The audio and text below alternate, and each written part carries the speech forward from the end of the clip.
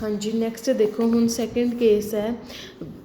पहला सीगा कि एटवुड मशीन है, मशीन एटवुड मशीन या पुली है, उनदे ते एक रस्सी बनी हुई है, रस्सी क्रॉस करके जा रही है और उनके दोनों साइड ते जिहड़ा वो स्ट्रिंग दे नाल वेट अटैच किया। हैवी वाला नीचे नू जाऊगा, जिन्ना वो नीचे नू जाऊगा उन्ना ही ये उपर नू जाऊगा। ठीक है, हुण जिहड़ी सैकेंड केस है, सैकेंड केस दे विच की है, we are given two masses M1 and M2 but now one mass is placed on the table and one mass is connected by a string to the another mass which is hanging freely from the table। जिन्ना ये heavy होगा उन्ना ये नीचे नू जाऊगा और जिन्ना ये नीचे नू जाऊगा रस्सी जिन्नी इधर इधर नू जाएगी ये वाला अपनी प्लेस तो हिलदा जाएगा। जिवें सपोज करो, ठीक है, जिवें सपोज करो मैं एक जिवें आ एक बुक है, अगर मैं इहदे नाल एक वायर अटैच करदा और वायर दे नीचे मैं हैवी वाली बुक लिखदा रखदा तो हैवी वाली नीचे नू जाएगी, जिन्नी वो नीचे नू जाएगी ये खिसक के इन्नी होई अगे नू आ जाएगी। ठीक है, और अगर वो बहुत ज़्यादा हैवी हुई तो इन्हें बिल्कुल नीचे गिर जाना।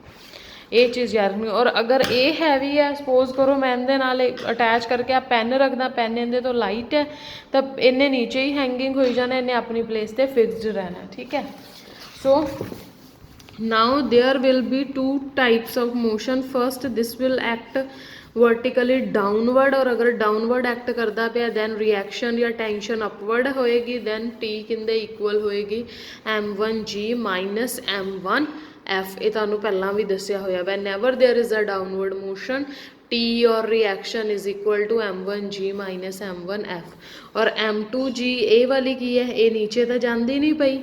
ठीक है, इन्हें तो इधर नू खिसकना। ठीक है, सो M2F इज इक्वल टू क्या जो G, क्योंकि इहदे ते कोई ग्रेविटेशनल फोर्स नहीं लगती भी, इहदे ते लगती भी है, इहदे ते नहीं लगती भी कोई भी ग्रेविटेशनल फोर्स। ठीक है, सो इनू तुसीं एक बार रीड आउट करना है। We are given on total length of the string, मान के चलते हैं ये एक्स पोर्शन है स्ट्रिंग का, ये वाई पोर्शन है। Total length of the string L constant होंगी length, therefore we have dx by dt is minus dy by dt। Again derivative करोगे दैट मीनस एक दी एक्सलरेशन दूसरे दी एक्सलरेशन का नेगेटिव है। That minus velocity and acceleration of mass M1 hanging vertically downward is equal to that of the mass M2 along the table towards the edge। let F be the acceleration of the system and T be the tension।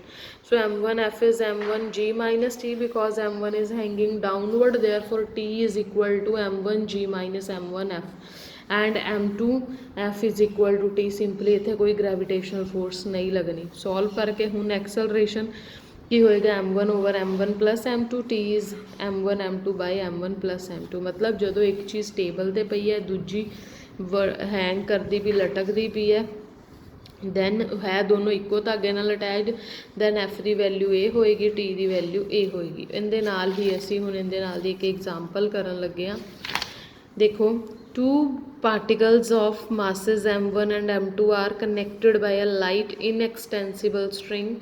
M2 is placed on a smooth horizontal table। M2 table ते पे है, M1 जोड़ा freely the string passes over a light pulley at the edge of the table and M1 is hanging freely।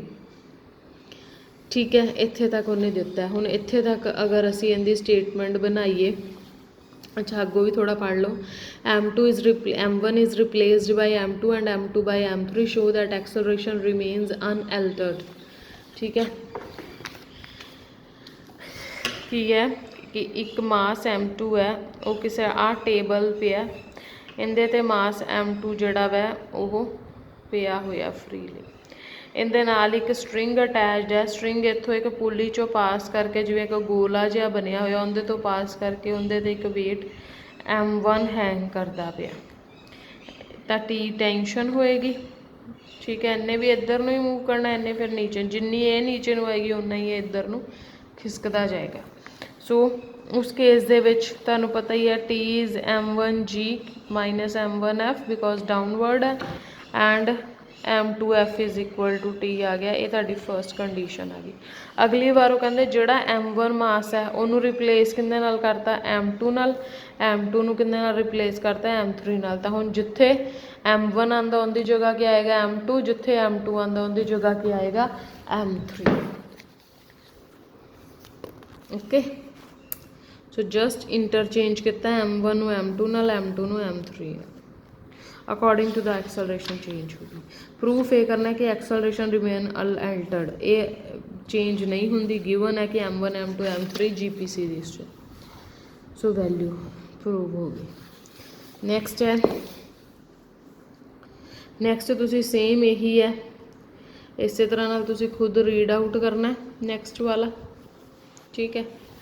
उस तो next जो है a string passing over a smooth pulley at smooth table passing over a smooth table at the right angles to two opposite edges attached to it at the end two masses m1 and m2 which hangs vertically.